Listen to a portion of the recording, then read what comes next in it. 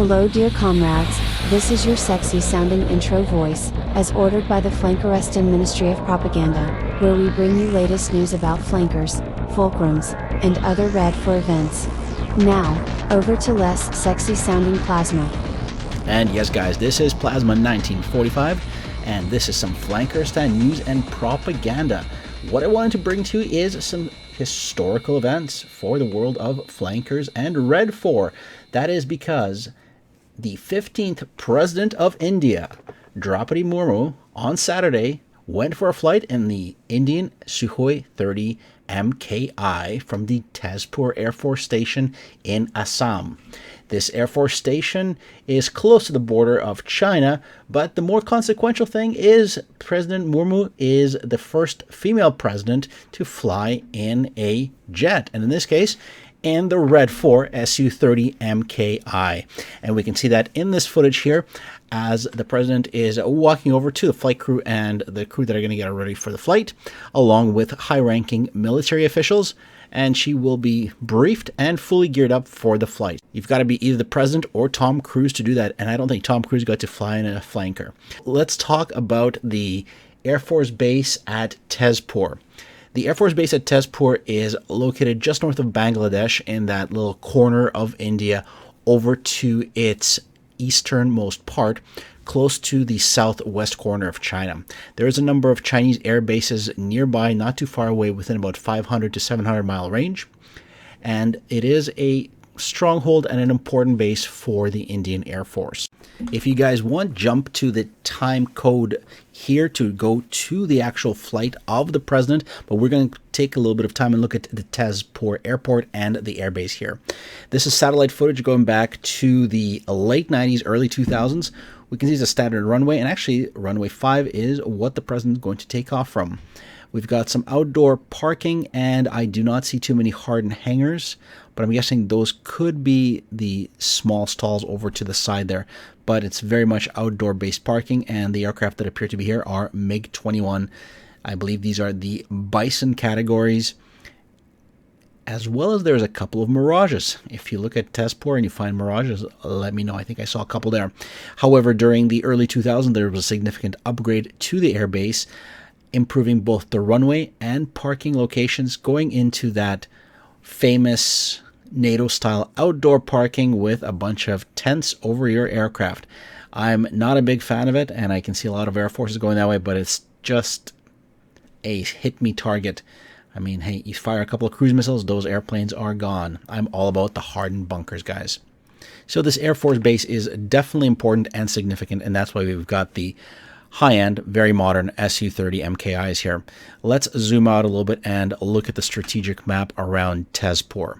As you can see, Tezpur is on that little fingertip pinky of India that sticks out towards Bhutan on the north, followed by China even further north towards Tibet, and Bangladesh to the south. That piece of India really reaches out as far to the east as it possibly can, and just over those mountains you've got the Yunnan province of China, with Kunming and Chengdu being major cities in that area. I've actually been there. Very nice place, very cool people, but that is where this Air Force will be facing and flying towards. It's not going to be based to go anywhere towards Pakistan because it is very far away to go that way. So really, the importance of that air base is to keep an eye on the Chinese aircraft coming out of the Yunnan province. And there are aircraft in the Yunnan province within about 550 miles of the Tezpur Air Force Base, which are of concern and consequence. And this is the Southern Theater Air Force, the Chinese Air 130 Brigade, known as 74 X-Ray 1 X-Ray and 74 X-Ray 2 X-Ray, flying the J-10s. Here I think we're looking at the Mengzi city in the autonomous prefecture of Yunnan, and here we've got those J-10s sitting around. And again, I don't know what is wrong with the world, but people just don't like having hardened bunkers anymore. That's what cruise missiles and cluster munitions are for. Now, if we go slightly west, we will have the Liang Air Force Base. and this one's just a bit to the west. But again, it's another group of J-10Cs and J-10As that are based there. And again, not very far. Once you get over the mountains, this is a fairly close contender for those Su-30s to look at. Let's zoom in here, and you know what? We're going to switch to Google Earth and take a look at the airbase here, because we do want to look back and see some historical references here and see what kind of aircraft we've got on the runways. 1985 footage is pretty bad. Our next snapshot is mid-2000s, and we end up with these green tent bunkers, which actually don't change very much, but I guess it's good enough for the J-10s. They're not that important. We're definitely not going to have any stealth aircraft here, but perhaps there are some bases elsewhere.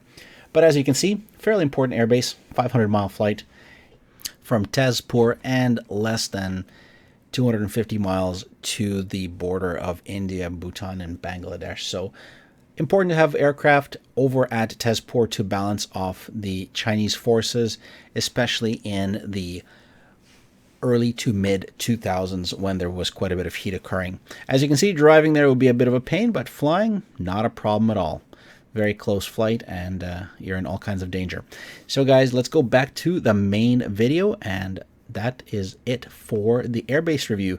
If you want to see more of these, let me know in the comments. Going back to the footage here, this is one heck of a way to get into a flanker and really does show the size of an Su-30. Nothing but the best for the president. The president is given a briefing on the layout of the aircraft, her role in the Wizzo seat in the back, and then we'll get geared up by the staff and the crew to go airborne. Pretty unique footage, and it is some awesome stuff here, because after flying for 30 minutes and going supersonic, India's second president to actually fly in a jet.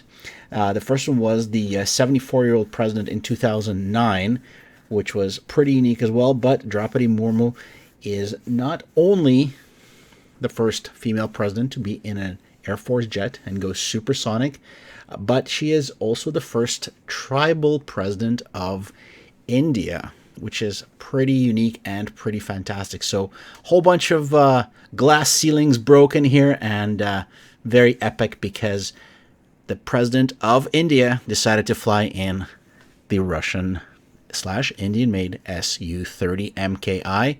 I'd like a round of applause for all the Red 4 pilots here. Does this mean that we're going to get a full fidelity Su-30? Probably not, but I did want to share this footage with you guys. I'm going to shut up for a few minutes here, and what I'm going to do is I'm going to let you guys listen to the engines and the taxi and takeoff. All right, Plasma 1945 out. Enjoy the startup sequence.